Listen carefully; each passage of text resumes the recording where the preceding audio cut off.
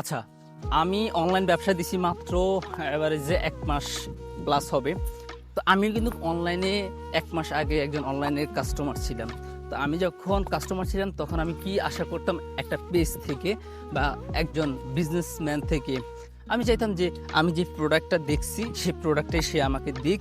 আমি যেই টাকা দিচ্ছি সেই টাকার সমপরিমাণ কোয়ালিটিফুল প্রোডাক্ট সে আমাকে দিক।